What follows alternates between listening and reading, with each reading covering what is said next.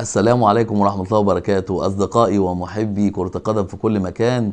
أهلا ومرحبا بكم في حلقة جديدة في الكورة مع الدمرداش. النهاردة حلقتنا مختلفة بعيد كل البعد عن كأس العالم. نرجع هنا بقى في مصر والأحداث اللي بتدور في حياتي التدريبية اللي بشوفها وعشتها وبتهم كل الرياضيين اللي موجودين على الساحة بالنسبة لكرة القدم. طبعا في رسالة توجيه حابب أقولها، ألا وهي في طبعا بعض الآراء بتختلف عن بعض الآراء. في بعض الآراء بتقول لك إيه؟ الناس الأكاديميين هم الأكفاء، على أساس الناس دي دارسة، الناس دي أكاديميين دارسة، عندها علم، عندها وعي، عندها تخطيط، يقدروا يخططوا البرامج بشكل كويس جدا، يقدروا يقننوا الأحمال بشكل كويس جدا، يقدروا يوزعوا الأحمال بشكل كويس جدا. طبعا يحترم، يعني صاحب الآراء دي يحترم، وطبعا هم اللي من حقهم يمسكوا المناصب كمديرين قطاع، كمديرين فنيين في الأندية بحكم علمهم. طبعا اللي موجود. طبعا انا عشت مع النوعيات دي برضو، تمام، مع الاشخاص دول، مع السادة الافاضل دول. وطبعا عشت مع اصحاب الخبرة، لاعبين الدرجة الاولى، اللي مارسوا اللعب على نطاق واسع شوية والدوري ممتاز والكلام ده كله. طبعا عندهم خبرة كبيرة جدا، يقول لك لا احنا الاكفاء، احنا اللي عندنا خبرة، احنا اللي نقدر نوجه وندير المنظومة بشكل افضل من الاكاديميين. لازم يكون لينا تولي المناصب، لازم يكون لينا اليد الاسبق في القيادة الفنية. طب ما انا عندي حل، انا عندي حل، والحل ده بسيط ويرضي الناس كلها، صدقوني. احنا قلنا في البداية قبل كده في حلقات سابقة قبل كده، احنا عايزين ننجح وعايزين ننجح، وادام عايزين ننجح لازم نحط ايدينا في ايدين بعض، نحط ايدينا في ايدين بعض. الا وهي لما يكون عندنا دكتور تربية رياضية، استاذ دكتور تربية رياضية، او راجل اكاديمي، تمام، خريج تربية رياضية، ما يشتغلش؟ لا يشتغل. العلم مطلوب، العلم اساس النجاح، دي اولا، وانا متفق مع كده، تمام. طيب الخبره ما يشتغلش، راجل مارس ولعب والكلام ده كله، بس اهم حاجه يكون عنده الموهبه التدريبيه. بصوا يا جماعه، كلتا الحالتين لازم في شرط يتوافر في الاثنين، الا وهو الخبره الايه؟ التدريبيه. ناس كتير مش هتتفق معايا في الموضوع ده، ناس كتير هبقى موضع خلاف ليهم، بس انا بقول من وجهه نظري المتواضع.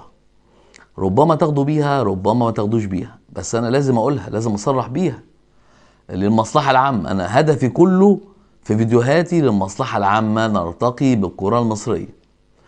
دلوقتي الراجل الدكتور، تمام، عنده العلم، والراجل الخبرة عنده الاحساس بلعيب الكورة، يقدر يعمل نموذج للعيب الكورة، يقدر يوقفه ويصححه البوزيشن بتاعه في الملعب.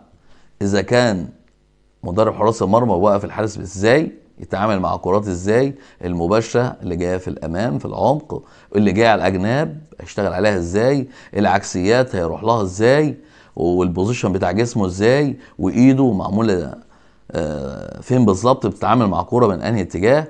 كل ده موجود، حسه مدرب حراس المرمى، حس الكلام ده.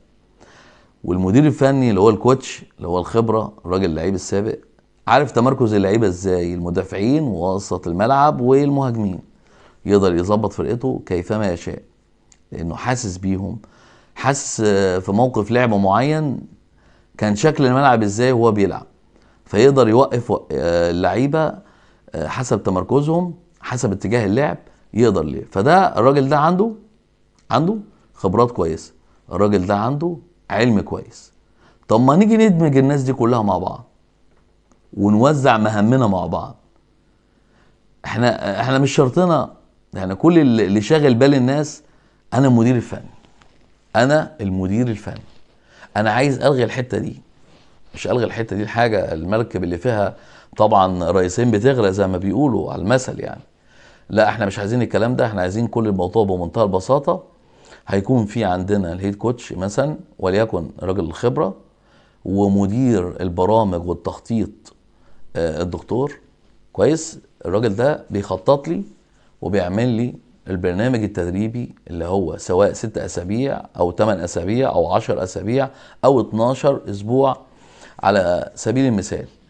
ده بيخطط لي كويس، تمام، بداية ونهاية كويس. ده اللي بيعمل لي البلان اللي اقدر امشي عليه، ده اللي بيعمل لي القياسات، ده اللي هينجحني،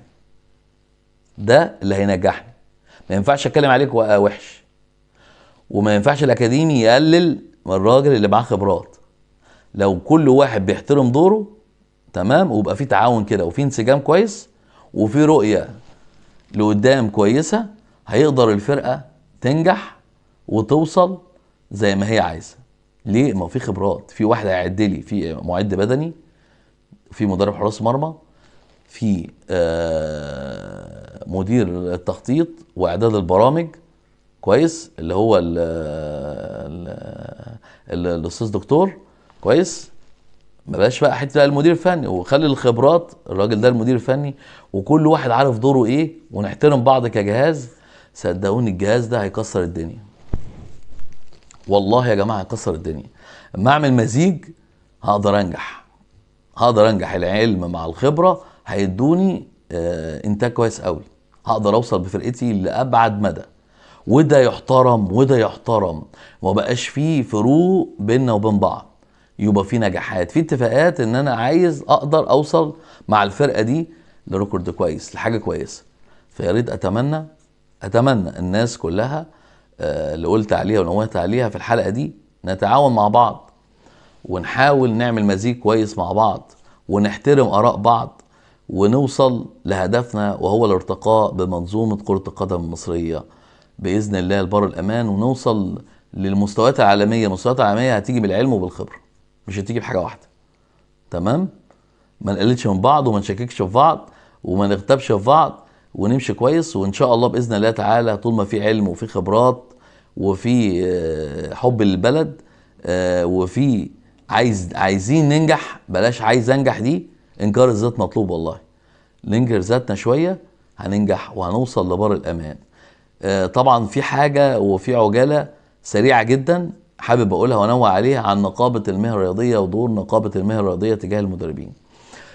في بعض المدربين كلموني قال لي طبعا المدربين اللي هم الدرجه الثالثه والدرجه الرابعه والكلام ده كله الدرجات الادنى عن الدوري الممتاز والممتاز ب، طبعا الدرجه الممتاز والممتاز ب بيعملوا عقود، الدرجه الثالثه على حسب ما بين لا، في مدربين كتير بيشتغلوا من غير عقود. طب الراجل راح يدفع الاشتراك السنوي بتاعه كمدرب، بتاع النقابه الافرع بيقول له لا، المسؤول بتاع النقابه بيقول له لا، مش هتسدد الرسم بتاعك السنوي الا لما تدفع لي نسبة 10% من قيمة عقدك كمدرب. يا عم طب بعد اذن حضرتك يا استاذنا الفاضل، انا مش موقع عقد، انا بشتغل بقرار مجلس ادارة، يعني معيش عقد. فبعد اذن حضرتك انا عايز اسدد الاشتراك السنوي عشان احافظ على حقي في النقابة. الكلام ده طبعا بدأ بالفشل، ما حصلش، والموظف تعنت معاه. طبعا الكلام ده ما ينفعش يا جماعة، لازم يكون في مرونة، ولازم يكون في تقدير للظروف، ولازم دور النقابة يتفاعل أكثر من كده زي ما قلت، ولازم يبقى في رقابة من نقابة على الأندية. أشوف طبعا دور النقابة مطلوب جدا ان انا انزل للأندية واكشف على وضعها ماشي ازاي، تمام؟ هل المدربين اللي شغالين دول معاهم رخصة ولا لا؟ هل المدربين دول مستوفين الشروط لاتحاد الكرة ولا لا؟ انا قلت لازم منظومة متكاملة ما بين اتحاد الكوره وما بين النقابه، ما بين نقابه ما بين الافرع مناطق الكوره اللي موجوده في كل محافظه، ما بين وزاره الشباب. الاربعه دول منظومه كره القدم اللي موجوده عندنا، منظومه الرياضه عندنا، لازم كلها يبقى في لينك بيننا وبين بعض، ولازم يبقى في رقابه على الناس دي كلها حتى على الانديه. سؤال بيطرح نفسه، انا عايزكم تجاوبوني عليه في التعليقات، يا ريت الناس تتفاعل معايا وتقول لي تعليقاتها ايه سريعا جدا، مش هاخر الناس ومش هطول على الناس. ليه مجالس ادارات الانديه بتتكالب عشان تمسك مجالس ادارات الانديه؟ ليه رؤساء مجالس ادارات الانديه بيتكالبوا عشان يمسكوا مجلس اداره النادي، مع ان العمل ده عمل تطوعي؟ اللي بيحصل في الانديه ولا بيحصل في الاتحادات ولا بيحصل في الافرع، الناس دي بتجري عشان تمسك المناصب دي ليه؟ مع ان العمل ده عمل تطوعي. تخيلوا. قولوا لي بقى، انا عايز بقى ده سؤال وانا طرحه ليكم للجمهور بتاعي. يا ريت يا ريت حد يجاوبني على السؤال ده، تمام، ويخلف ظني. ليه الناس دي بتتكالب على المناصب دي مع ان العمل ده عمل تطوعي مش اداره محترفه؟ مفيش اجر، ما بياخدوش اجر. انت بقى معلش مع احترامي، انا مش رايح انا عشان افيد المكان، انا رايح اعمل ايه بالظبط؟ انا مش عارف. انا العمل متطوع، راجل بتطوع، المفروض العمل التطوعي ده انا رايح بخدم مكان، شوف ايه الامكانيات المتاحه اقدر استغلها، ايه الموارد اللي انا اقدر انميها في النادي، او بجانب ان انا اقدر استقطب حد من بره يقدر ايه يصرف ويساعدني على موارد النادي، واجيب دخل ازاي، ويبقى في افكار جديده وباستعانه بالشباب عندهم افكار كويسه قوي، ازاي انمي موارد كنادي. ده مهم جدا. مطولش عليكم، سعدت بلقائكم النهارده. ما تنسونيش من دعمكم الدايم، ما تنسونيش باشتراككم في القناه، عايز تفاعلكم تزيد في التعليقات. شكرا، والى اللقاء في حلقه جديده مع كوره مع الدمرداش. السلام عليكم ورحمه الله وبركاته.